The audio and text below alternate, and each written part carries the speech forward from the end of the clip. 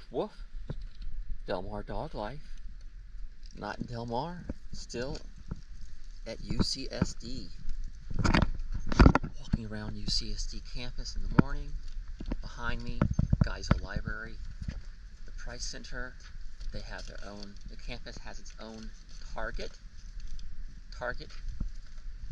Really, it's really great if you're a student on campus and you have your own Target here. It's so much helpful. This is my favorite Target to go to. Even if I'm not a student, it's still the closest Target to me. And it's got all the stuff. I love it. Center Hall. So we're heading over towards the Music Center. This plaza walkway on campus. It's a wonderful, cool, overcast morning. Have the morning fog, morning marine layer still in, and it's going to be cloudy for the morning. Really great UCSD walk with Zuko. Zuko is here. This is the Whippet mix. I've been watching him for a few days, and he's adjusted quite well. All of his ins and outs schedules are back on schedule and no more problems. Doing really well with Annie. He got excited one time and maybe bumped into her, but that was it. Since then, he's been super respectful of her and gets along really, really well. Okay, let's figure out how to cross the streams here. So I have a sponsor. T-Melia Tea. T-E-A-M-E-L-L-I-A. T-Melia Tea. Tmelia.com.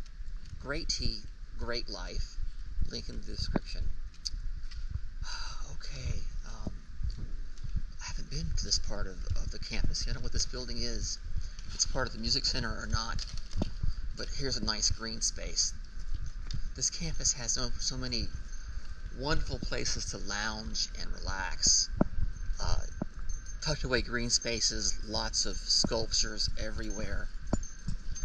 And it's always a lot of fun to just kind of walk around and explore. It's a great spot for your dogs. Clean up after my dogs. Lots of skunks, lots of rabbits. So you have to keep them on leash, or things, they'll escape. Things will go wrong. More open space area here on this building. Okay, talking on r/Puppy101. r/Puppy101. Solo puppy parenting is hard. It's hard to be a solo parent, and it has people in tears.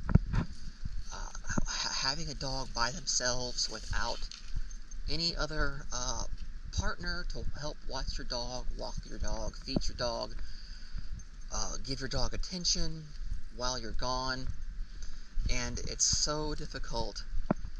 And I've been through that before myself.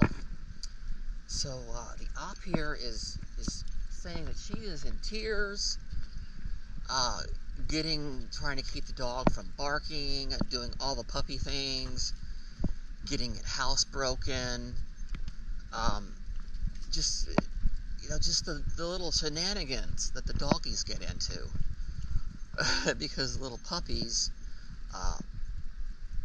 have no concept of what's appropriate. So usually it's the incessant barking is what it does. So they're saying that I understand why some people wait until they have their own partner, they have a friend or a girlfriend, a living wife. Hey, leave that. What are you eating? I think it's those little not berry things from the tree. They never taste good. They try it and they chew on it and they spit it right out because it's super sour.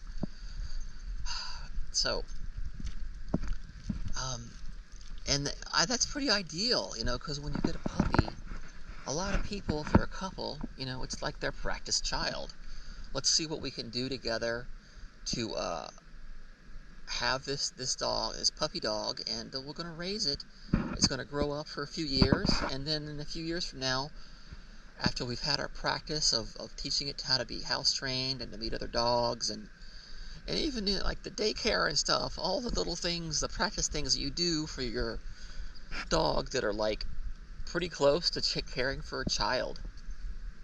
So people will do that together as, as practice. Annie's about to relieve herself here. She's going to poop. I'm going to pan off. Whoops. Let's give her some privacy right here. I've got a mutt mitt here. Mutt mitts. Oh, these are the best mutt mitts. Not those little flimsy green ones. The mutt mitt is super thick. Oh, heck, I would have them as a sponsor.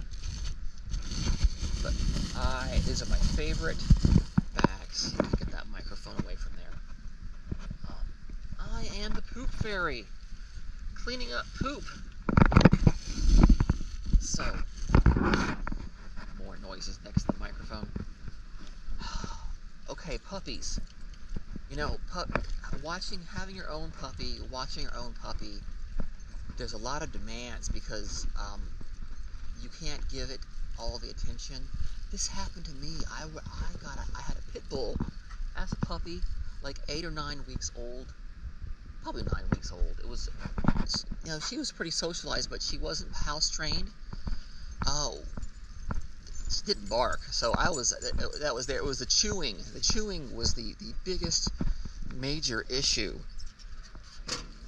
Oh, so and working 8-hour days, leaving her in the crate while I'm gone, it was tough. It only happened for a few months until I moved and got. Are you gonna just stay there? There we go. And then Annie has done a wrap around here. Given the extra leash, it does the odd size leashes. If I have one long and one small, one short, then they tend to get tangled. I extended the rope, added 2 leashes for Annie so she can have some more room. But it's still, it's getting tangled up with Zuko here. So chewing, the barking, the crying, and then the tears because you're like, oh, it's not getting any better. And so, obviously the ideal situation is if you can use a service like Rover, or find a walker in your neighborhood. Using an actual brick and mortar doggy daycare, the person's like, in my city it's $500 a week, and it sounds like boarding prices right there. So I don't think it's actually $500 a week. Generally for daycare, you might pay about $30-40 a day for daycare for the dog. But when you say daycare, the person is not going to actually. The person might leave the dog alone for some time, because I know I do. I have to leave my home and go to the store, and I can't. If it's hot day, I can't bring them with me. They can't go in the car. It's too hot. So I have to leave them alone. I have to put them in the crate. But I'm not gone too long. Still, I do provide daycare, and that's the best option if you want to socialize your puppy while you're gone, so it's not alone the entire day. There's options. The drop-in option. Generally, I think it kind of involves, when you accept the puppy, there's going to be these costs. So if you don't do these things, is it going to be okay? It can still be okay. You can still have a well-trained dog. It could take longer. It's just you have to put the as the owner, you put the energy into it. The effort you put into making them understand the correct way of living, and how to eat correctly, when and where to relieve yourself. Things start to go really smoothly, and you have that bond. And the most important thing is to create the bond with your puppy. And they're going to rely on you 100%, just entirely like an infant. The whole world is going to rotate around you. So it's really, you have to understand that responsibility, or it gets forced on you, and you realize what you're getting into when you have a new puppy and you're watching it. And yeah, there's costs involved, but being a solo parent, so it's sometimes it's like a quick decision. Like when I got my pit bull puppy, I wasn't thinking of getting a puppy that day. It just got pushed upon me. One of my friends said, "Hey, my friend, her dog had a litter. She's got all these pit bulls, and she's selling a pit bull. You want to go check it out?"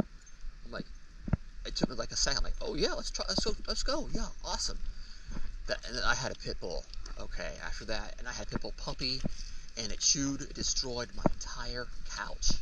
It ate all the cushions on the couch. And I got a crate for it. After that, it was a used couch. I was a college kid. I wasn't gonna. I just sat in that tore up couch for a few more months and was perfectly content, because I had me a pit bull puppy, and she was chewing stuff. Get the chew toys. When I could, I would even come back for lunch and take her on a walk to pee. But I definitely had to have the crate, and that was super helpful. It's tough being in the crate for hours and hours while you're at work. What are your other options? Sometimes there are no other options, and so it's still the best option. In that case, the chewing, the barking, frozen Kong full of treats. Just not necessarily just the Kong with the treat, because they might pull it out and eat it immediately, but a frozen Kong full of treats in the crate will give them a couple hours to relax, have a source of food, calm down their anxiety. Having the chew treats in the crate definitely going to reduce the anxiety. The barking and the whining, that's going to take I feel maybe a week tops. They kind of get used to it. When you first get them and they're so young, you don't really have the time to compare the growth and what they've learned. But when you reflect on it, it's not too much difference between, like, okay, I was upset in the crate for being gone, but now I'm comfortable in the crate, because I know when you come back, we go to this spot and we go on a walk, and you're home, and I'm happy again. So those are the the things to expect, being a solo puppy parent. And it seems like some things they don't actually outgrow that seem really puppy-like, even when they're older. And, there's a lot of satisfaction to it. It brings growth to you, it brings growth to the dog, and, you can be a proud dog parent for that. Alright, T-Melia, T-E-A-M-E-L-L-I-A, Tmelia.com, great tea, great life, green tea, matcha tea, black teas, cosmopolitan blends, multiple blends, matcha tea, Jinmai cha, powdered milky teas, shipped to your home in the U.S. Tmelia.com. Thank you.